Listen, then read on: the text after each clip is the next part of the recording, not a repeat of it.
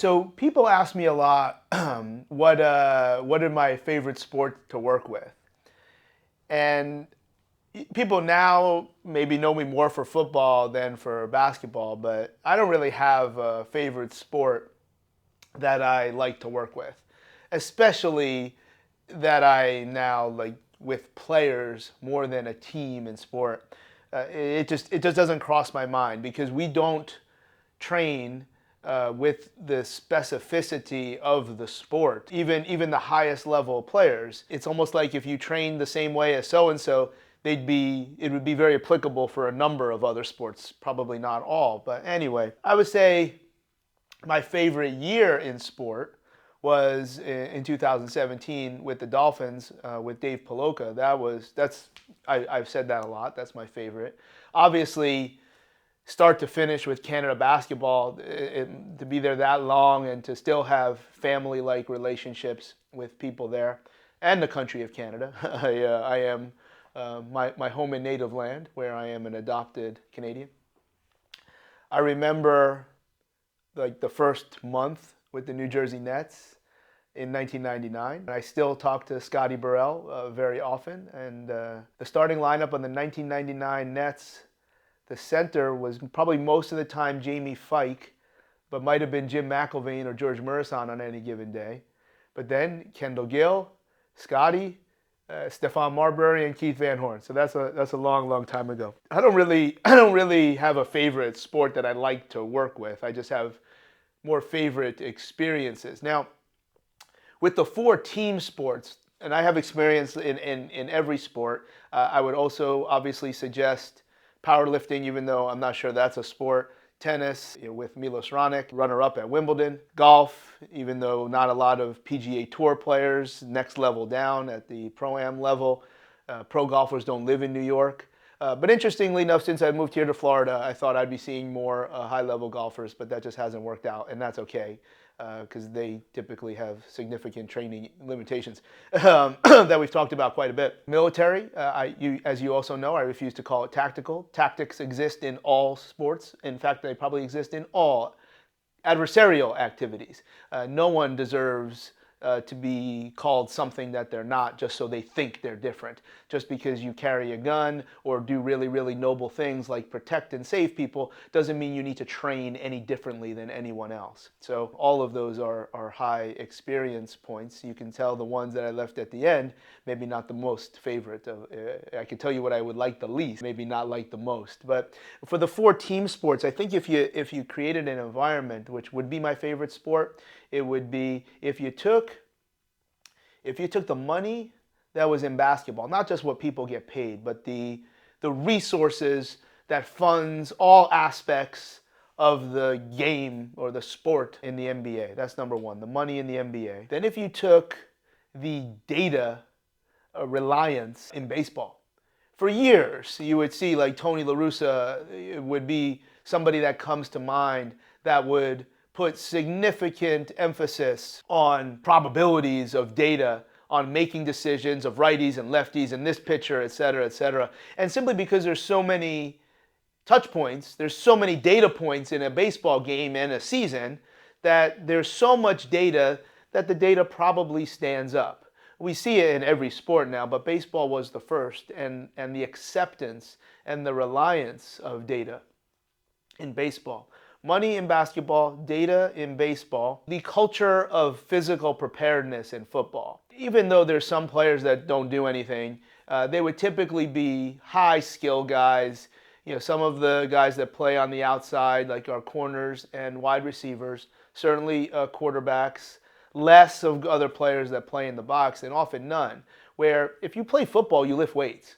And there's a value for being strong, there's a value for mass in that sport.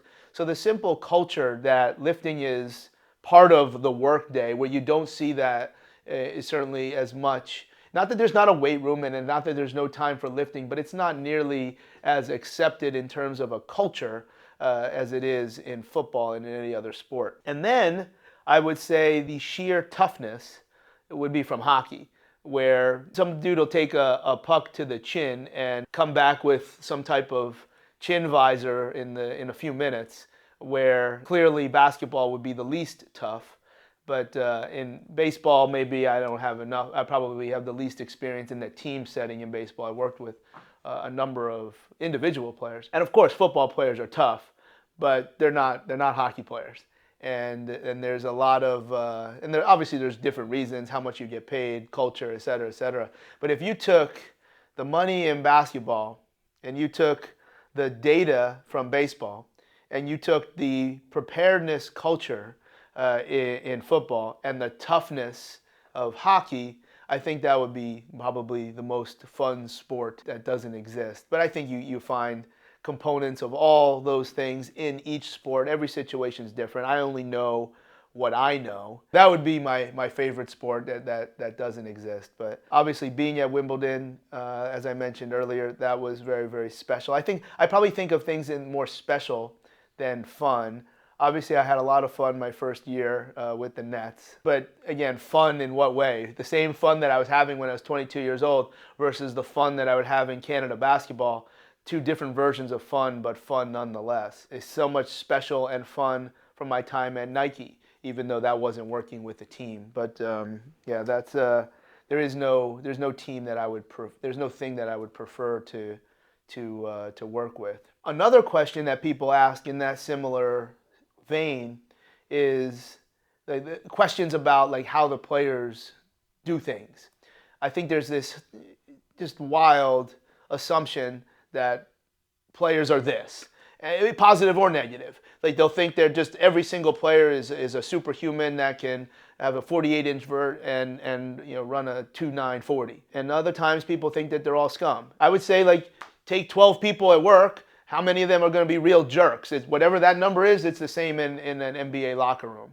Most people are like how you are. Of course, different types of ranges, things might skew a little bit, but that's not a the one. It's not an answer to like what players are like. Certainly, they're real people and they're fallible, and that's not defending them. But I know if somebody who made a terrible mistake, you would probably be very inclined to forgive them. You'd be disappointed in them, you forgive them. But you don't always forgive when the professional athlete makes a big mistake. And that's because they don't exist in your world for normal reasons. They exist only in the form of entertainment, not even to win games for the home team. They exist to create this exhilaration because you don't know your home team is going to win. So you take 2.5 hours away from the real world to basically enjoy the exhilaration, the not knowing who's going to win, and the cheering and the suspense of what's going to happen. So when they do something that a normal human would do that no one should be excused of or applauded for, but we don't necessarily accept that's something that this person should be doing because you're using the standard of exhilaration and entertainment.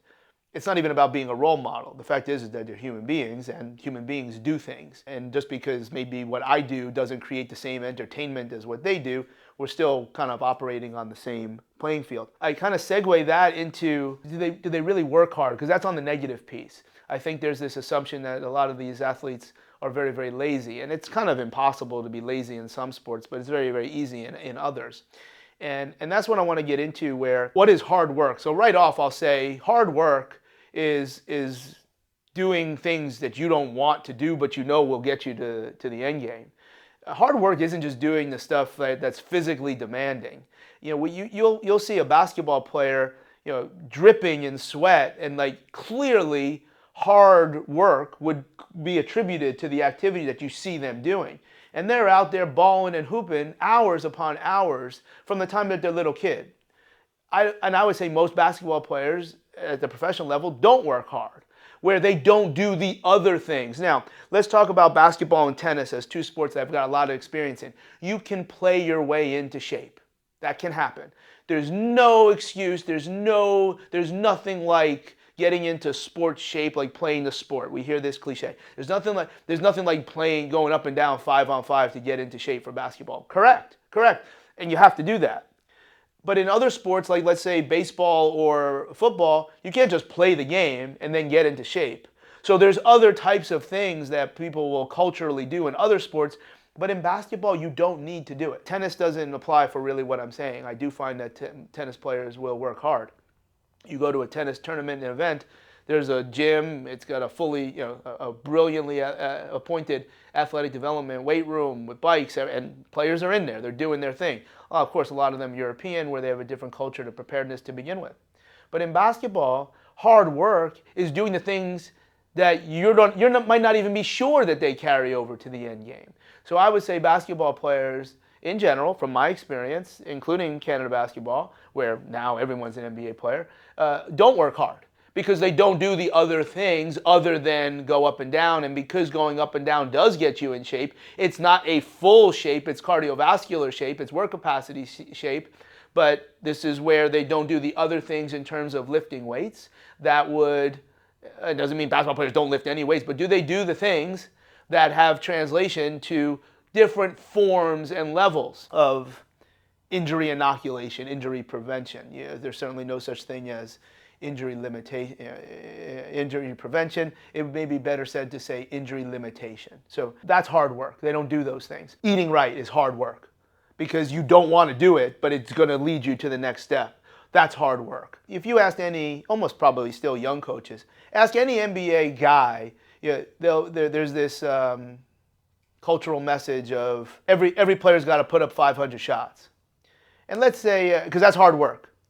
And of course, that's kind of ridiculous, but it's cultural.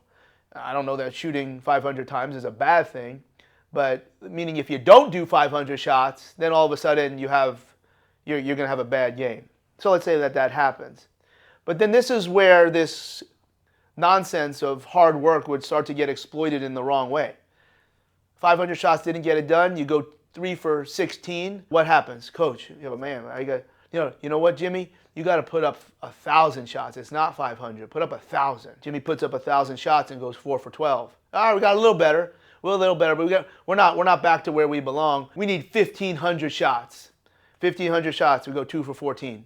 Because of course this is not. There's some other problem that's changing why this 52% shooter, 42% from 3 is having these bad games. It's not because he forgot how to shoot the basketball. To actually repeat what perhaps is some neuromuscular fatigue mediated jump shot, you're actually making him worse. But no, we got the answer because all of our development coaches that have nothing else to do other than work with players because they don't have any role in the game plan preparation. These are our player development guys. We need 2,000 shots. Jimmy, there's 2,000. I will be at the gym early. We'll have the kids rebounding. 2,000 shots. Guess what happens? 2,000 shots, and we still go 2 for 15. Jimmy, listen. I'll be there at 6:30 a.m. 2,500 shots. What do you think happens? Same thing. 3,000 shots. I knew it. It was 3,000 shots. That's what we had to do. And then all of a sudden, Jimmy goes for 25 and 10. Jimmy, I knew it. It was 3,000 shots, man. We did that work. We put that grind in. We did all this stupid language. Stupid, ridiculous. Because it's this misguided definition to what is hard work. I'm not saying you shouldn't be practicing your shot when it's not falling. I think it's far more important to actually analyze and understand why you're performing that way, because I do know it wasn't that you forgot how to shoot the basketball. That's a high precision activity, and certain motor skills are always going to be impacted by different physiological changes or compensations, like, I don't know, back-to-backs on the road where you're sleeping 2 hours. I don't know. Could that mess with your shot? And putting up more shots while you're fatigued and recovering, is that a good idea? Maybe that's why 1,000 shots didn't get it done and you had to keep going until you shot 3,000. This idea of hard work, and when people ask me about different sports, because I have so much experience in basketball, it really helps, at least in my mind, compartmentalize and then redefine what does hard work really mean. It's not this intense physical exertion in any one or two things. It's about doing the things that maybe you're not sure is the answer, or maybe you know is the answer but you really hate doing it just because you don't like it, but you know it's going to that's hard work. That's hard work. Going to sleep early is hard work. Eating good foods when everyone else is eating garbage, that's hard work. Hard work is sometimes not putting in physical work to recover because you don't enjoy that and you think perhaps you're not sure because there's a part of your brain that's saying, if I don't do the work, then I'm going to fall behind and get even further down the ladder. And of course, there's some trust in that. And where that trust is put, it doesn't have to be a person, but it probably does need to live somewhere in the worlds of biology and physics, because that's what governs these physical activities. So, no favorite sport. What would be the magical favorite sport from each thing? That's something that would be interesting, and it doesn't exist. And then, what do we look like in terms of hard work with these players? I think there's a number of thoughts in somewhat of a stream of consciousness, but how one question maybe led me to think of the next piece of my experiences, only from my point of view, in working in professional sports.